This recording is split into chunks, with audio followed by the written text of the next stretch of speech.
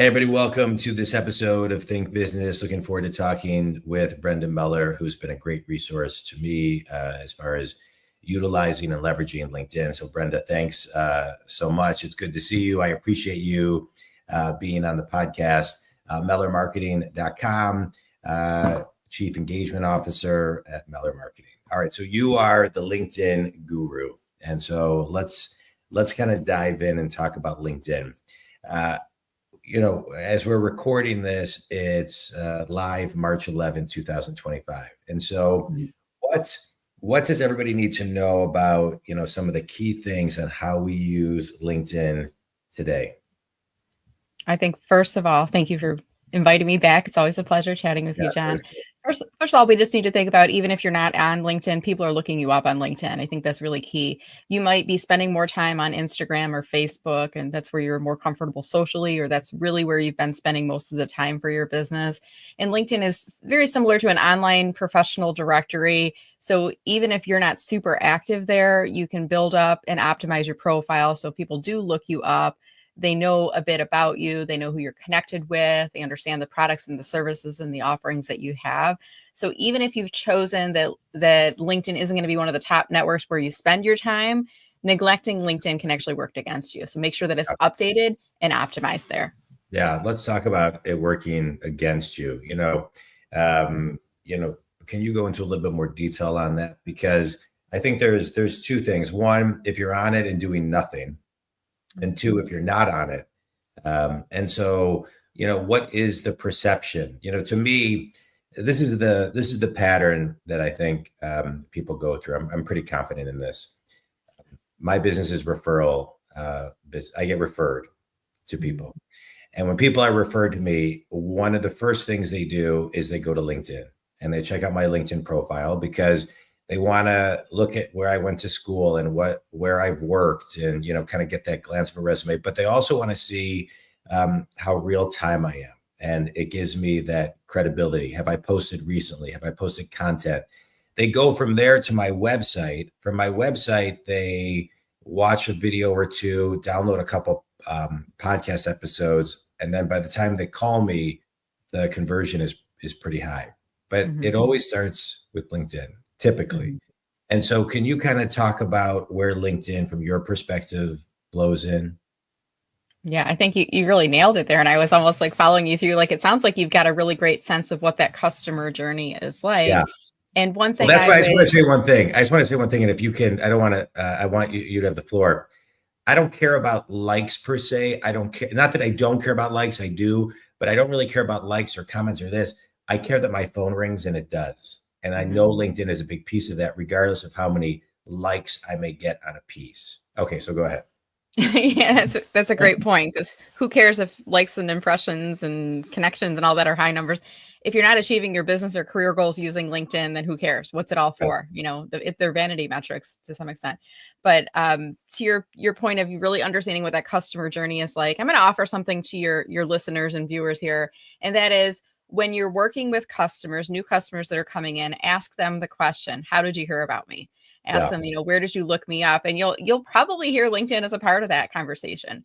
And I love the point that you made, John, where they're looking up your LinkedIn profile. They're looking for social proof, and they're also looking for that factual information. Does he look like he knows what he's doing?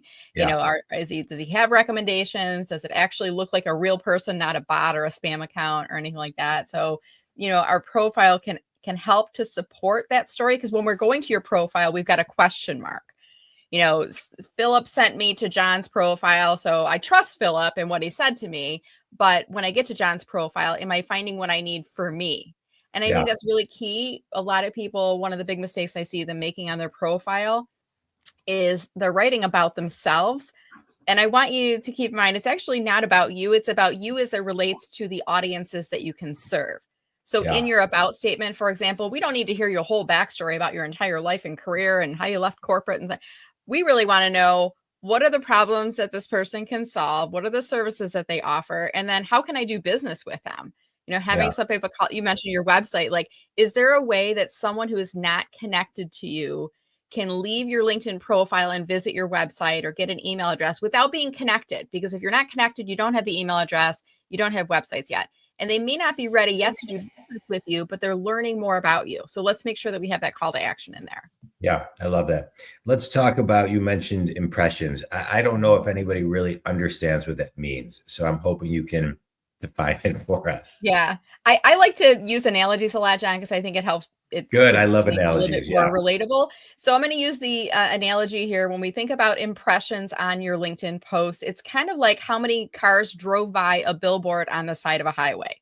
So advertisers will use this, the number of traffic or number of cars that drive by a billboard, and they price their billboard prices accordingly. If you get a lot of traffic, it's more expensive, etc. So an impression means, it's like a car driving by the billboard. Now they drove by, so they had the chance to see it, but did they read it? And if they did read it, did it register? And is it memorable? We don't know that, but we know that a car drove by. So an impression on LinkedIn is essentially that post appeared in their homepage feed and it scrolled past their eyes at some point. Now, did they pause and read it? And did they digest it? And did it register? We don't know. But we do know that the more cars driving by, the better for the advertiser. The more impressions you get on your post, the more potential eyeballs that you have. And a portion of those people, John, are what I like to call readers. I don't like to call them lurkers or stalkers because that sounds kind of negative, but readers. They will read what you post. They won't ever interact with you, like, comment, etc., because they know that the salespeople will swarm them if they start to do so. But they read and they digest. And to your earlier point, they see that you're active and posting regularly. It makes you a real person. You start to build some trust with them. So those impressions can actually turn into prospective clients for you. Yeah. Yeah, it's mind share, and I think that's what a billboard is, right? It's mind share, and so I want to talk about the billboard for a minute. One of the my favorite books of all of last year, I don't know if we've talked about this, is a book called Smart Brevity. It is one of the best books I've ever read. I've read it like 4, 5, 6 times. I love it. I actually have a training that I do called Cut Your Meetings in Half. It's a 4-hour training. It could be an all-day training. I go into companies and I ask them to actually read this book to get their mind ready for the meeting. It's all about saying more with less. Mm-hmm. But one of the analogies they use is you want to be really tight in your messaging as if a car was driving by a billboard, to your point. Mm-hmm. Yep. And so can you talk about on LinkedIn what to post? And so people, when they are driving by your, LinkedIn page and you're building mind share, what should you be posting to get people's attention? That's a great point. So I like to use the 80-20 rule when it comes to posting. 80% of the time, I'm educating, informing, engaging, sometimes entertaining. 20% of the time, I'm selling. Okay, so it's the reverse of what we think. The 80%. 20% rule due to performance, but I'm using it a little bit in reverse, but I think because it helps you to remember. So if you're posting every single business day, 5 days a week, 4 of those, you should be educating, informing, entertaining, or engaging your audience. One of those posts should be selling. So the selling, should be obvious. You're selling a product, a service, an event, things like that. The other things, what I like to do is think about maybe doing a frequently asked question. Somebody asks me a question, I post about my response, or a did you know about LinkedIn? They could be maybe a poll that I'm engaging people in. Occasionally I do something kind of fun. It's like a palette cleanser type of a thing where it's just keeping people engaged on there. So I think you always want to be thinking about, again, just like your profile is not really about you, it's about you as it relates to your target audience. Your post should be seen as valuable for your intended audience as well. I love it. Let's talk about recommendations. How important are those? Yeah, I love them, especially if you're self-employed. I think they can help you. You can use them for marketing purposes. What I love about LinkedIn is that they sit on your profile and they're linked to someone else's profile. So if I were to give you a recommendation, and if I haven't yet, I'm going to give one after the show here today, John. But if I were to give you a recommendation and say, John's a great interviewer, he does this really great Think Business Live series. I've been a guest several times. Such a great experience. He does a great job marketing. If you get the chance to be on John's show, definitely do it. Right. So now that recommendation, after you accept it, would sit in your recommendation section on your profile. And then you can screen capture that, feature that as a LinkedIn post, tag me in it and get some marketing in LinkedIn. But then you can also use that on your podcast landing page or maybe in webinars and other events, and where people are talking about booking you as a speaker or as a host or as an MC or things like that. So I like them because it creates social proof. And I think it's different. Did you ever see on like on a website, John, it'll say like, this quote was from Susan in Montana, Yeah. and it's not linked. And we don't know, is Susan a real person? Like, we don't know. But LinkedIn recommendations are clickable to someone's profile. And I could reach out to Susan in Montana and say, hey, Susan, do you know John? Like, I saw that you were on his show. Was it a really great experience? What can you tell me? So I personally do like to receive them. But more importantly, I like to give them because I think it really creates great social media karma. And you gain real estate on their profile when you give them out. Yeah. It's a good thing. I'm going to start giving more. You inspired me to say. I don't really think about them a lot, but I'm gonna start doing that. Thank you for that. Yeah, I'll give you a little bonus tip on here, which is for recommendations. What I always advise for my clients to do is make sure that you have at least one in both categories, given and received in the current year. Now we're in March, but still 3 months into the year, you can like give and request at least one, but try to have more given than you've received. Yeah. And if you have more received than given, like really make an effort into giving out 3 recommendations a week until you get those caught up. Okay, good. Yeah, I like quantifying and setting a goal. So thanks.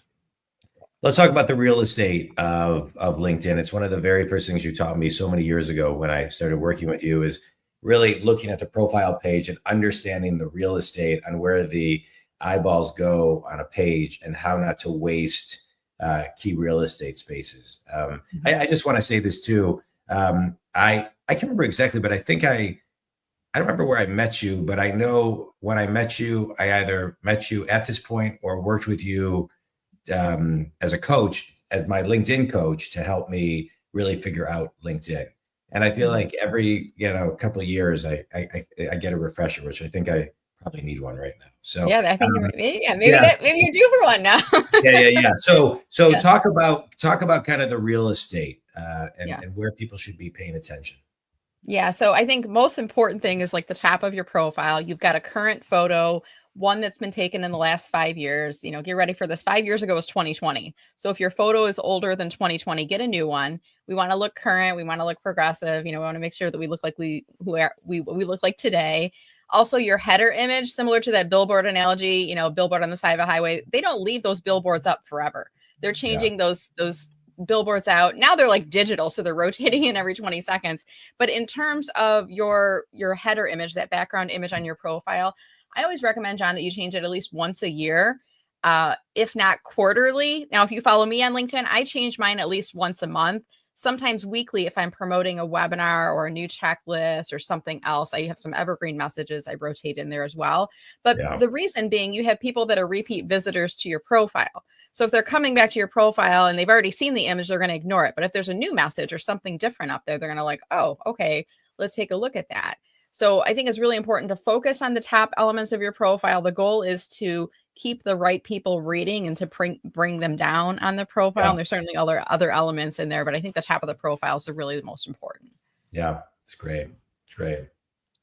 All right, let's talk about how often to post on LinkedIn. That seems to be a big thing. How often and what type of content. It seems to me that many people have a hard time figuring out the type of content. I think ChatGPT and AI tools are making it a lot easier to have kind of a back and forth conversation on even ideas, or taking something like a sentence and making it grammatically correct so people can feel a little bit more confident about that.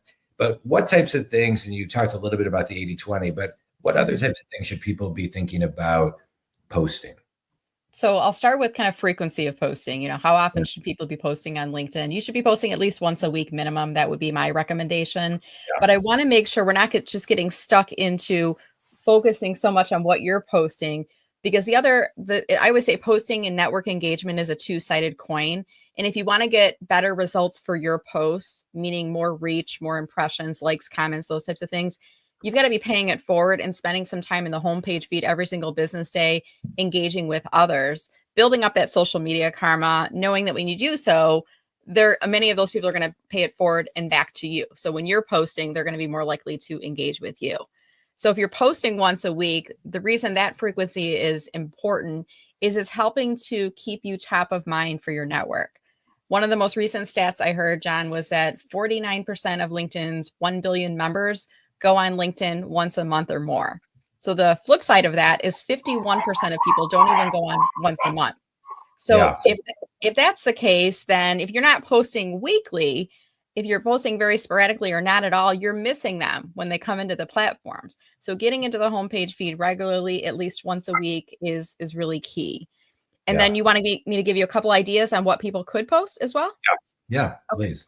So I'm going to start with, I'm going to meet people where they are, because posting on LinkedIn may feel very intimidating if you've never posted before, or if it's been like forever. Maybe you've left your corporate job and now you're posting as someone who's self-employed and you're putting yourself out there to the world. I'll give you like the easiest thing to do is to find someone else's post on LinkedIn, either a person or an organization, and do a repost. That's the easiest thing. At the bottom of the post, there's this little arrow icons, click on repost, and you can just push it out as a repost. That's the easiest thing to do. Even better than that would be repost with your thoughts, where you add some commentary to it. Maybe you repost today's show, for example, and you say, just listen to a great episode with @John Dwoskin and @Brenda Meller. Tag us in the post. And here are 3 of my key takeaways. So reposting something from someone else, but adding some value to it, like summarizing what you heard in the show. I do like your thoughts about using your favorite AI tool to help you with posts, especially if you struggle with this whole concept of content creation. Yeah. What should I share? And what you can do is just go into your favorite tool, whether it's ChatGPT. I use Gemini. I know people use Claude, and type in, like, tell your tool, I am a LinkedIn coach who is trying to educate and reach people who are self-employed about how to use LinkedIn effectively. Give me 5 ideas on things that I could post about on LinkedIn. And it'll give you 5 ideas. And then maybe you take one of those and you say, okay, I'm going to post about understanding the LinkedIn algorithm. Give me a couple of concepts that I could cover in a post about this, or write a sample post for me, for example. Now, the caution there, John, is don't use AI as a total replacement. You want to make sure it sounds like your voice. Yeah. Like, I would never use the phrase treasure trove, and that one always comes up in like the summary. So make sure that it sounds like your voice. And then my other caution is don't use it as a replacement for engaging with people. Like, I see a lot of these services now that are sprouting up and they look like they're AI generated comments. So if we're doing AI generated posts and AI generated comments, are we just going to get to the point like real people are never interacting on LinkedIn, and then we're not going to trust the network, right? Yeah. That's great. That's great. Talk about the Power Hour with Brenda Meller. If someone goes to your website, Meller Marketing, you can download a free LinkedIn checklist and get started with a Power Hour by Brenda Meller. Yeah. So a Power Hour is a 1-hour LinkedIn coaching session with me. We do this virtually on Zoom. I record the phone call so you can watch the playback again. And basically there's 2 paths that I work with on my clients when we get into the call. One is if you have specific questions to cover. And sometimes I have clients, they're like, okay, they come in and they've got like 5 to 10 questions. Here's the things I want to go through. Others will come into the call and they'll say, I'll say, if you don't have specific questions, just tell me, what are your LinkedIn goals? And then we'll look at your profile together and I'll give you some pointers on what needs to be done. And I used to call these just LinkedIn coaching sessions. And I had so many people over the years say, being in a coaching session with you is like drinking from a fire hose, which can be a little bit like an overwhelming analogy. I like to think about it as a power hour. You're going to get a lot of insights in that hour that are going to be really powerful, that are going to help you to supercharge your LinkedIn results. And it's all one-to-one. So this is specific to you. This isn't like cookie cutter recommendations. Again, going back to that point of, it's not about getting likes and impressions. It's about reaching your LinkedIn goals, right? Whether it's supporting your business or your career. So I like to understand when I do a power hour with a client, like, ultimately, what are your goals for using LinkedIn and how are you using it now? And, sometimes people have, I'm not doing anything right now. Like, I'm not even sure where to get started. It feels overwhelming. Or they might say, I've been on LinkedIn for years and I'm just not getting results. I can look like, and within like seconds, I can tell you where your problems lie. Often it's just lack of engagement or using LinkedIn selfishly for yourself and not really returning the favor and participating in network discussions. But it really does depend on the person. Yeah. Well, I think, I've had a bunch of those power hours, and I can tell you they are, Think Community, they are just packed with great content, and there's really no fluff. I mean, it's, you do your homework, studying the site, giving solid recommendations, easy ways to kind of engage and move within the LinkedIn world. So I think it's great. I think it's great. I want to talk about one more thing before we finish. The LinkedIn newsletter. Mm-hmm. I think it's something that people don't know about or even think about. So can you chat about that? Yeah, so your LinkedIn newsletters are available to anyone on the platform. It's kind of a hybrid of a blog. So if you enjoy writing, if you have blogs on your website, you can certainly repurpose those into LinkedIn newsletters. And from a layout perspective, it's essentially a blog. There's a header image, a title, and body, and you can put links and all kinds of great things. People can comment on it. The newsletter element, what happens is you create a newsletter itself, and you have a banner image and a name for it. The first edition that you publish gets pushed out to all of your first level connections and followers. And then they have the option of subscribing.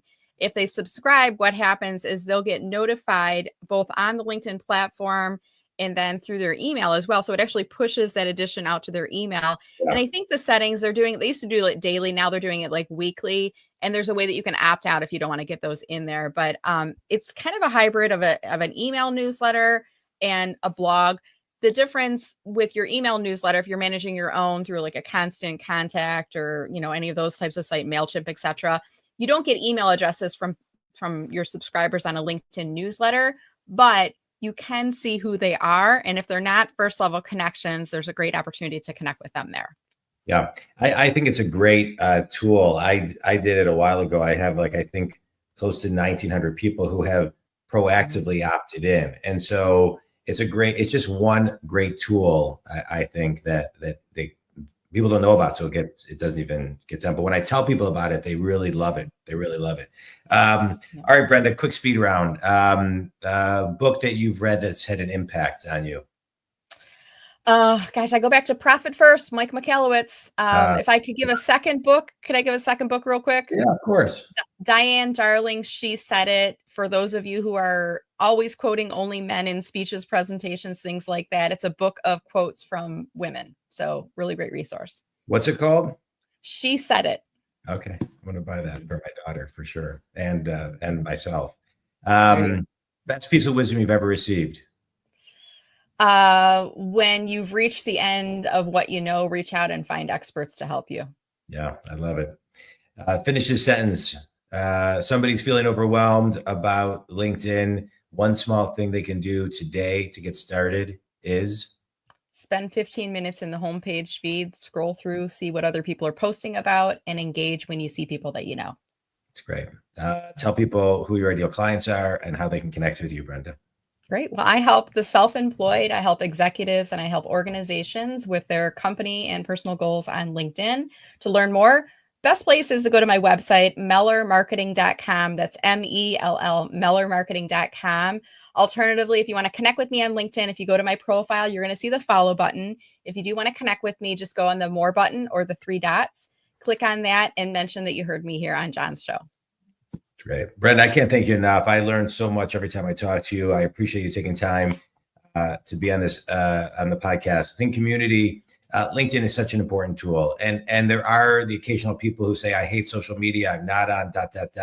If you're in business, in my opinion, I'm a business coach. You're a LinkedIn coach. In my opinion, LinkedIn is a must and something that you need to take seriously. We're in a time right now where attention spans are very low. And we need to meet people where they are, which is something you said, and where they are, many of them are on LinkedIn. It is still, in my opinion, LinkedIn holding a high bar of business. There's not a lot of fluff. It's serious people talking about serious things, helping people grow. And so really spend time on LinkedIn. You can spend hours and hours and hours and hours trying to figure it out yourself, or you can call Brenda, and in an hour, in her power hour, she can really help you accelerate. If you just quantify, ask yourself this question, in 1 hour, can I learn enough about LinkedIn to take my LinkedIn to the next level to maybe generate one extra lead, one extra referral, one extra deal? That's a question you need to ask yourself. I've answered it for myself, and the answer is yes. So, Brenda, I can't thank you enough. I think this is such a great tool. You'll have to come back. It's been a bit. So you'll have to come back again and we can dive into maybe some more granular topics You can reach Brenda at mellermarketing.com. If you want to talk about any business coaching, you can reach me at johndwoskin.com. Brenda, any last thoughts? No, this has been a lot of fun. I don't know how many times I've been on your show, John, but I always enjoy the conversation. A pleasure. And thank you again for having me back. I'd be happy Thank to come you. back anytime. Good. Thanks so much.